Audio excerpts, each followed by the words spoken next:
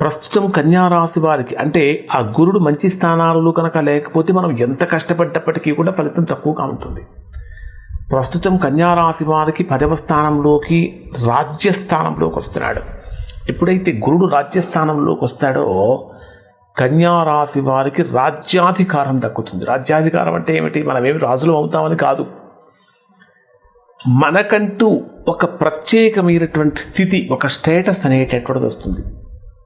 చేసేటటువంటి ఉద్యోగంలో డెవలప్మెంట్ కనిపిస్తుంది, చేసేటటువంటి వ్యాపారంలో డెవలప్మెంట్ కనిపిస్తుంది, చేసేటటువంటి ప్రొఫెషన్ ఏదైతే ఉంటుందో ఆ ప్రొఫెషన్లో మిమ్మల్ని మీరు బ్రహ్మాండంగా అంటే చాలా గొప్ప స్థితికి చేరటానికి అవకాశం అనేటటువంటిది ఏర్పడుతూ ఉంటుంది.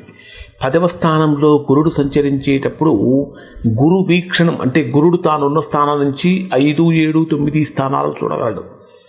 గురుడు తానున్న స్థానం నుంచి 2వ స్థానాన్ని చూస్తున్నప్పుడు ఆయుర్వృద్ధి కూడా కలుగుతుంది. దాంతోపాటు అన్ని పనులలో కూడా చక్కగా అనుకూలత కలుగుతుంది.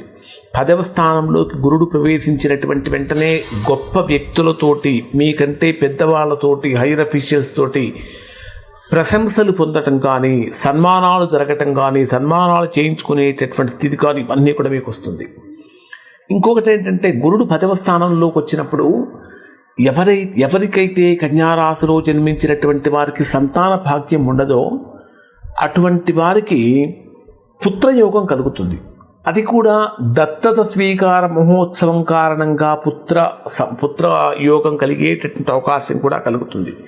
అంటే సుఖమైనటువంటి జీవనానికి గురుడు 11వ స్థానంలో ప్రవేశించినప్పుడు గురుడు 10వ స్థానంలో ప్రవేశించినప్పుడు బ్రహ్మాండమైనటువంటి ఫలితాన్ని ఇస్తాడు. ఇక్కడ 10వ స్థానం అంటే మనం అనుకున్నాం కదా, 10వ స్థానం అంటే ఉద్యోగానికి సంబంధించినటువంటి స్థానం, వ్యాపారానికి సంబంధించిన స్థానం, కర్మస్థానం.